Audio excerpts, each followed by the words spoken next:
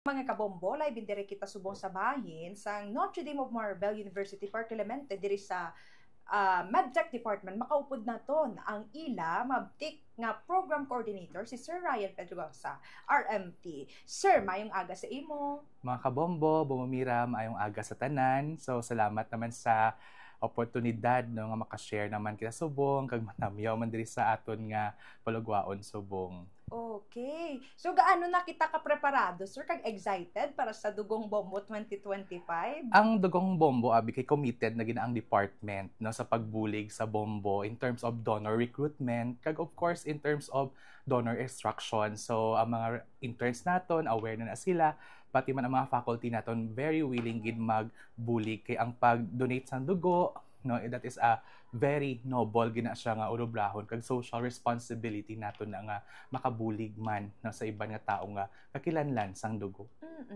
So, sa unang nga pala makatanon, sir, ayan, gaano ka-importante ang dugo sa isa ka individual? Ang dugo, amo ni siya ang, kumbaga tawag naton nga, fluid of life. So, amo ni siya ga-sustain, no? Kaya ang dugo, abi, nag-carry na siya sa mga nutrients, nag-carry sa mga hormones, no? Proteins, and of course, oxygen. So, kung wala ang dugo nga ni, of course, hindi mag-function ang mga organs naton. Okay, kag ang lawas tagid. Okay.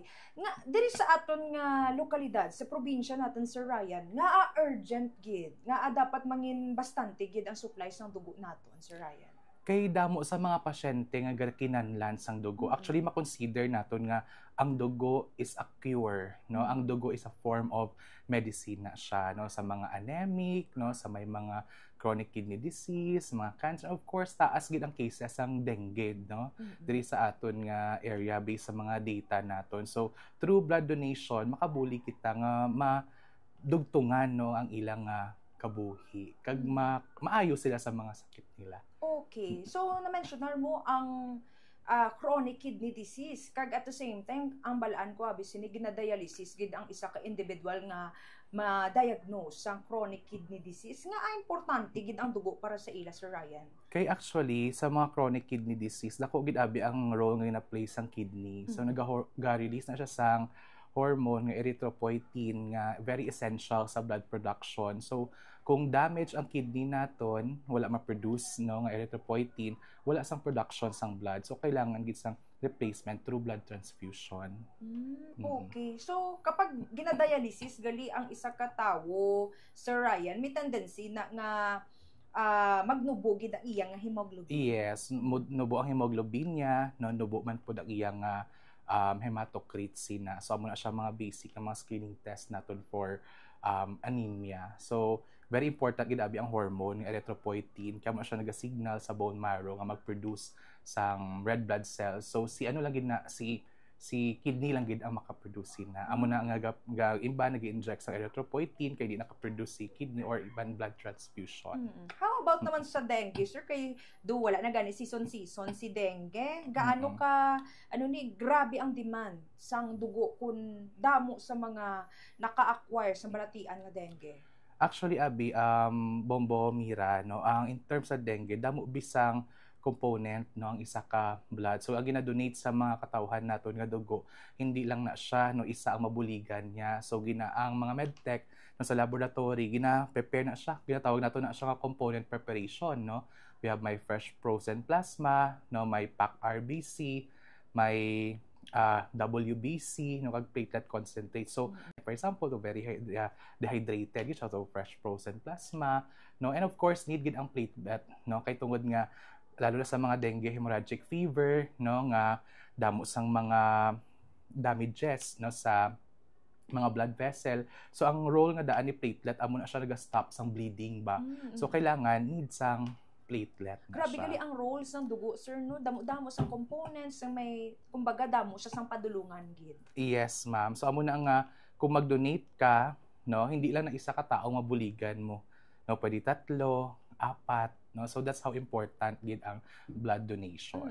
Ari, sir, kay di ba libre ang dugo? Tapos kung magpadulong sila sa mga blood banks, sa mga Filipino Red Cross nagapamangkot gid sila dire sa processing fee. So nga ano ang diin daw ga lakat ining ginabaydan nga processing fee? Can you elaborate that para sa mga kapumpo natin nga Okay, so based sa layi naton, no, bawal gid ibaligya ang dugo, no? Tapos ang mga blood donors naton dapat voluntary gid sila mag-donate, no? So as to the processing fee nga ina, so ang processing fee abi ginabaydan naton kay para ma-screen ang mga dugo para sa mga presence sang mga transfusion, transmissible infections or mga bloodborne pathogen. So ang dugo ang ginahatag sa mga katawhan naton kung kakilanlan sila, amo na ni mga dugo nga na-screen. So hindi man naton gusto nga ang dugo nga mahatag sa ila isang mga dugo nga may infection, no? Kay of course mahawa gina sila. So ang role sina sa processing fee, no, ang mga materials, mga logistics, ug pati ang mga testing amo nang ginabaydan, hindi ang dugo. So hindi man ta pwede mag-release ang dugo nga contaminated or infected sa mga infections, or else ang aton nga pasyente kaluoy kay malatnan man pud siya sang sakit. So it's about the screening of the disease para safe ang dugo kay before siya i-transfuse. At least klaro kay para may baluan na sa mga ordinaryo naton nga mga pumuluyo, Sir Ryan, kung ano nga mga process ang ginapatigayon agud nga mangin safe ang dugo nga idonar sa isa ka pasyente. Maiba ako, Sir Ryan. There is na Notre Dame of Marble University, balaan ko bantog na gid. Ang medical technology nga kurso, paano nyo gina-sustain ang mga ang ginatawag nga quality education agud nga maka-produce kita sang damo pa nga mga RMTs kag syempre mangin madinalagon man sila sa tagsa nila ka mga career pathing, Sir Ryan.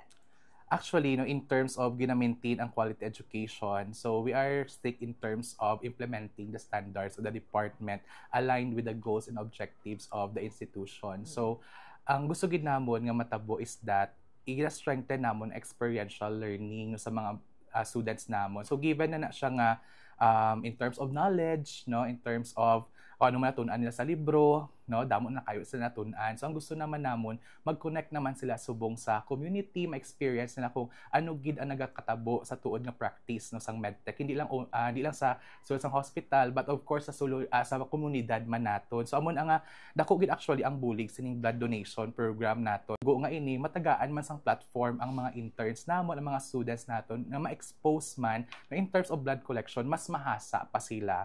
So, ang gina-develop naton is ang skills man pod nila. That's why we are very committed gid bumira no, sa pagbulig sa blood donation kay makagain man pod kami through experiences, no, kag mga skills nga ba-develop sa mga students naton. Of course, ang goal nga makabulig man sa mga tao naton. So nami man, sir, no, hindi lang mga puro mga knowledge sa libro, but gina-expose nyo gid mga students nyo sa mga kasubong sini mga blood donation, agud nga may baluan nila the reality.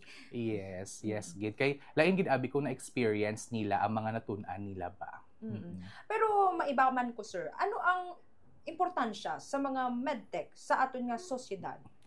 Ang medtech abi bumamira, no, amon siya ang profession nga naga-aid or nagabulig sa mga doctors no, in terms of diagnosing patients. So, ang mga medtech sila ni mga health workers nga ara lang sa laboratory, naga-collect sang blood sample, no, naga-analyze sang blood sample so that it will help the physician to choose what kind of treatment, management, no, or matawag nga kung ano ang intervention no nga appropriate sa mga patients naton. So we are one with the healthcare team. So ibig sabihin ang medtech nag-cooperate lang siya sa mga doctors, sa mga nurses no for the betterment sa mga patient naton. So in terms naman sa blood donation, blood transfusion, of course dako gid ang bulig sa medtech in terms of donor recruitment and blood testing no sa mga present sa mga bloodborne pathogen natin, and even component preparation, no, pag-store sang dugo, no, para ma-ensure siya nga ang quality niya, ang integrity niya before transfusion is ma-maintain gid siya.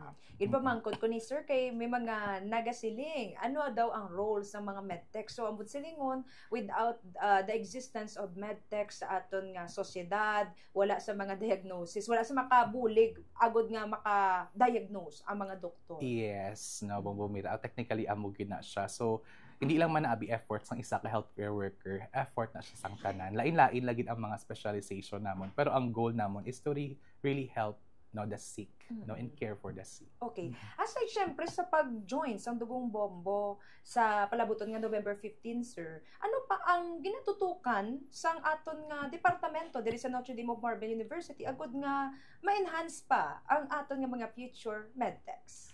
Ang subong, ang gina-strengthen namon is ang health literacy gid. No, actually may ara kami sang partnership before with the DOH, no, that was September 9, okay, just this year na we conducted seminar on HIV, no, awareness, and as well as the negative effect of smoking. So more on, since nga damo sa mga cases related to that, so strengthen namon subong ang health education, health promotion, kag health literacy.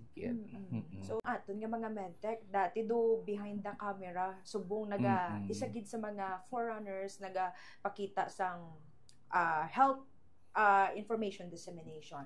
So tagaan ta ka Sir Ryan, kindly invite our Damians also kag mga iban pa nga mga departamento diri sa Notre Dame of Marble University, mga Coronadaleños, mga taga South Cotabato to join us on November 15, 2025 para sa aton nga Dugong Bombo. Go ahead, sir. Okay, so sa liwat maayong aga sa tanan, no? So gusto ka mo i-invite, no, lalo na ang akon nga mga fellow Notre Dameans, no, members sang Marist community sang Notre Dame of Marble University, ang aton nga mga katawhan, no, sa Colorado City, no, South Cotabato nga magtiripon kita ka mag-donate kita sang aton nga dugo kay para mas damo pa kita sang tao nga mabuligan kag kabuhi nga magdugtungan. So hindi gina siya sang siling nga joke lang or very minor nga act, no, it can actually save and prolong lives of people. So mag-donate kita, no, kay hero gid kita sina. Okay. Madamo gid salamat sa Mr. Ryan kag maayong aga sa inyo. Damot salamat, Bombo Mira.